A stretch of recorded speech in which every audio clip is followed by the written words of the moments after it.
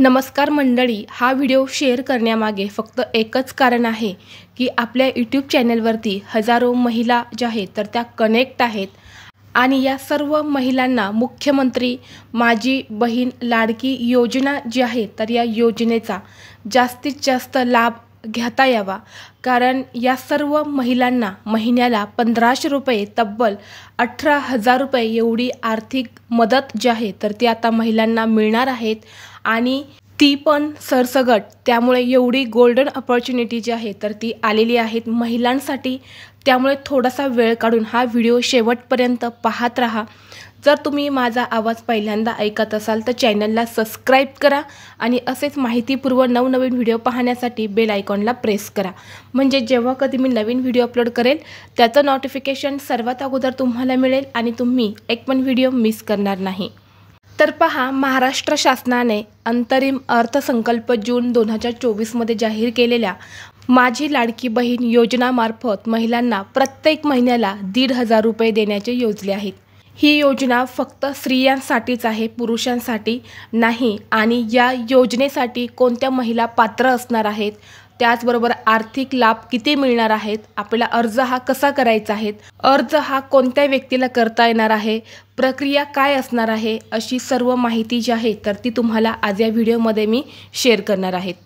तर माझी लाडकी बहीण योजना अंतर्गत पात्र महिलांना प्रत्येक महिन्याला त्यांच्या बँक खात्यात जे 1500 रुपये आहेत तर ते दिले जाणार आहेत। प्रत्येक महिन्याला 1500 म्हणजे वर्षाला एकूण 18,000 रुपये जे आहेत तर ते महिलांना मिळणार आहेत।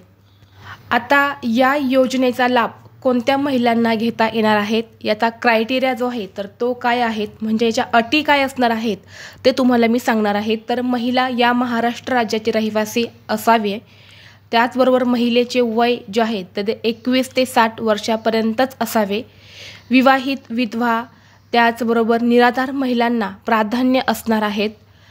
सोबतच कुटुंबाचे वार्षिक उत्पन्न हे 2.5 लाख रुपयापेक्षा कमी असावे, महिलेचं बँक खातं असावं, महिलेच्या नावाने 4 चाकी गाडी ट्रॅक्टर नसावे, त्याचबरोबर कुटुंबातील कोणाच्याही नावाने नसावे, तसेच कुटुंबातील संयुक्त शेतजमीन ही 5 एकरपेक्षा कमी असावी।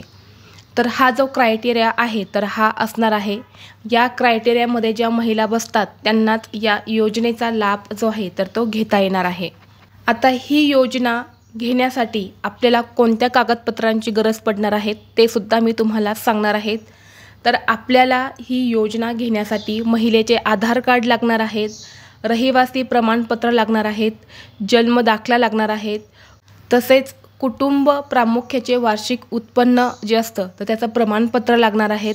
आता कुटुंबाचे प्रामुख्याचे वार्षिक उत्पन्न प्रमाणपत्र जे आहे तर ते कुणाचं लागणार आहेत, जर स्त्री ही विवाहित असेल तर तिच्या पतीचं लागणार आहेत, जर मुलगी अविवाहित आहे तर तिच्या वडिलांचं हे प्रमाणपत्र जे आहे तर ते लागणार आहेत। त्याचबरोबर पुढची गोष्ट म्हणजे बँक खाते, आपल्याला पासबुक लागणार आहेत, पासपोर्ट आकाराचे फोटो लागणार आहेत, रेशन कार्ड लागणार आहेत, योजनेच्या अटीचे पालन करणाऱ्या संबंधित हमीपत्र जे आहे तर ते सुद्धा आपल्याला लागणार आहेत। त्याचबरोबर माझी लाडकी बहीण योजना जी आहे तर याचा फॉर्म कुठे भरायचा, ॲप्लिकेशन फॉर्म जो आहे तर तो कुठे भरायचा, जसे की याला आपण अर्ज म्हणतो, तर हा अर्ज आपल्याला आपल्या गावामध्ये असणाऱ्या अंगणवाडी केंद्रात जाऊन फॉर्म भरावा लागणार आहेत। योजनेसाठी शासनाने GR प्रसिद्ध केला आहे, त्यामुळे लवकरच हे फॉर्म भरण्यासाठी सुरू केलेले आहेत। हे फॉर्म भरण्यासाठी 1 जुलै ते 16 जुलैपर्यंत याची फॉर्म भरण्याची तारीख जी आहे तर ती असणार आहेत। त्यामुळे तुम्हीसुद्धा पात्र असेल तर नक्कीच तुमच्या जवळच्या अंगणवाडीमध्ये जाऊन तुम्ही हा फॉर्म भरून द्या। कोणते कागदपत्र लागणार आहेत हे तुम्हाला व्हिडिओमध्ये मी सांगितलेले आहेत। जर तुम्ही फॉर्म भरला तर 15 ऑगस्ट रोजी योजनेचा 1,500 रुपयांचा पहिला हप्ता हा लाभार्थी महिलांच्या बँक खात्यामध्ये जमा होणार आहे आणि दर महिन्याला 15 तारखेपर्यंतच हा जो योजनेचा हप्ता आहे तर तो आपल्या बँकमध्ये जमा केला जाणार आहे। तसेच कोणत्या महिला आहेत त्यांना या महिलेचा लाभ घेता येणार नाही ते सुद्धा मी तुम्हाला सांगत आहे। ज्या महिलांच्या कुटुंबाचे एकत्रित उत्पन्न 2,50,000 रुपयांपेक्षा जास्त आहे अशा कुटुंबातील महिलांना योजनेचा लाभ मिळणार नाहीत। त्याचबरोबर आयकरदाता असलेल्या कुटुंबातील सदस्य संयुक्तरित्या 5 एकरापेक्षा जास्त शेतजमीन असलेल्या महिलांना योजनेचा लाभ हा मिळणार नाहीत. 4 चाकी वाहन जसे की ट्रॅक्टर सोडून इतर वाहन नावावर असल्यास, तसेच शासकीय सेवेत नियमित कायम कर्मचारी, कंत्राटी कर्मचारी तसेच राज्य शासनाच्या सेवेत कार्यरत कर्मचाऱ्यांना लाभ मिळणार नाही.